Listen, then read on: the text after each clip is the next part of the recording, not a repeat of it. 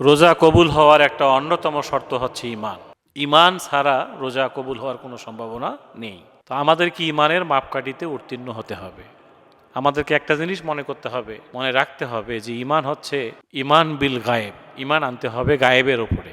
তার মানে কি, আমি যে আল্লাহর উপরে ঈমান এনেছি, সেই আল্লাহর বিধান পৃথিবীতে কায়েম করার জন্য আমার জীবনে যত বাধা বিপত্তি জুলুম নির্যাতন আসবে, এগুলো আমি যার উপরে ঈমান এনেছি তার উপর ছেড়ে দিতে হবে।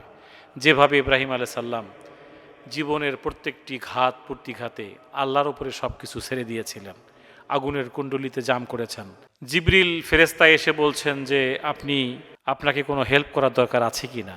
জিবরিল আলাইহিস সালামকে দেখে ইব্রাহিম আলাইহিস সালাম বলেছিলেন যে আমি যে আগুনের কুণ্ডলিতে জাম করছি, আমার আল্লাহ দেখতেছেন না? যে ইয়েস, তিনি দেখতেছেন।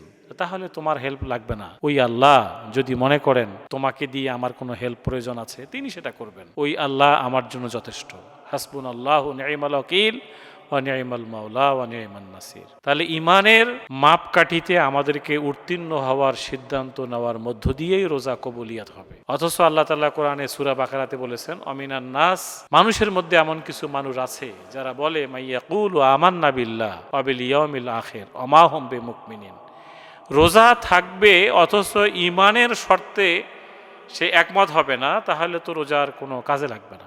এই জন্য আল্লাহ তাআলা কোরআনে বলেছেন ঈমানের ঘোষণা দিবে, অথচ আল্লাহ বলছে তার ঈমান নাই।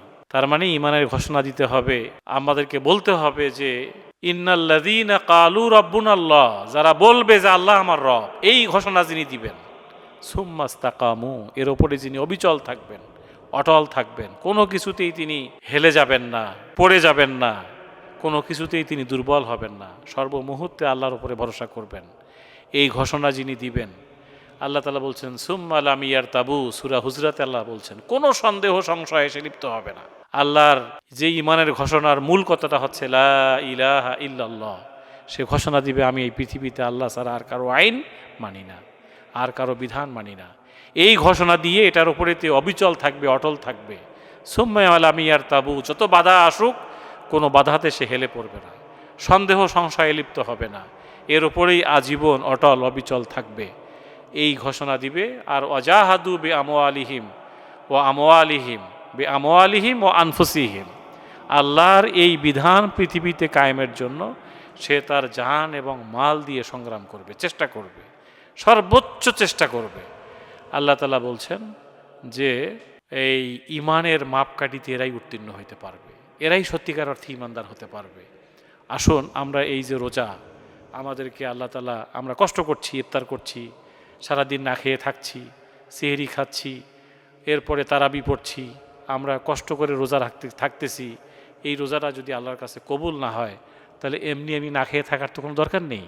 একটি হাদিসে আল্লাহ নবী বলেছেন, ওই সমস্ত লোকদের না খেয়ে থাকার কোনো প্রয়োজন আল্লাহর কাছে নাই যারা তাদের জীবনে মিথ্যা এবং মিথ্যার আমল পরিত্যাগ করতে পারলো না, তাহার রোজা থাকার কোনো দরকার নেই। তাহলে মিথ্যা এবং মিথ্যার আমল এটা থাকবে, আবার আমি নিজেকে ঈমানদার ঘোষণা দেবো, এটা তো হইতে পারে না। মিথ্যার আমল, যত নেগেটিভ ম্যাল প্র্যাকটিস আছে সবগুলাই মিথ্যার আমল। যত ম্যাল প্র্যাকটিস আছে জীবনের বাঁকে বাঁকে প্রত্যেকটা দিন ঘন্টা মিনিট আমাকে চিন্তা করতে হবে আমি কি কোনো অনৈতিক কাজ করছি কিনা, কোনো ম্যাল প্র্যাকটিস করছি কিনা, কোনো মিথ্যার আমলের সঙ্গে মিথ্যার সঙ্গে নিজেকে জড়িয়ে ফেলছি কিনা। এইটার থেকে যদি সে বিরত থাকতে না পারে, আল্লাহ রাসূল বলছেন তার না খেয়ে থাকার কোনো দরকার নেই, কোনো দরকার নেই। আসুন আমরা ওই রোজা থাকি যেই রোজা ঈমানের শর্তে পূরণ হবে। আল্লাহ রাসূল যে হাদিসে বললেন যে রোজাদারের জন্য দুটা খুশি, একটা হলো ইফতারের সময়, আর একটা হলো কিয়ামতের মাঠে যখন আল্লাহর সঙ্গে সাক্ষাৎ হবে। একজন রোজাদার আল্লাহর জান্নাতে যাবেন, তার জন্য রাইয়ান নামক জান্নাত আল্লাহ তাআলা তৈরি করেছেন। এই রোজাদার এখানে জান্নাত যেতে পারবে না, সে আল্লাহর সঙ্গে সাক্ষাৎ করতে পারবে না, তার নাজ নেয়ামত সে বঞ্চিত হবে। এই রোজা থেকে আমার কি লাভ? আসুন ঈমানটা কি জিনিস আমরা বুঝে শুনে রোজা থাকি এবং সত্যিকার অর্থে প্রকৃত ঈমানদার হওয়ার মধ্য দিয়ে আমরা রোজা থাকার নিয়ত করি। আল্লাহ তাআলা আমাদের সবাইকে সেই মানে রোজা থাকার তৌফিক দান করুক। আসসালামু আলাইকুম।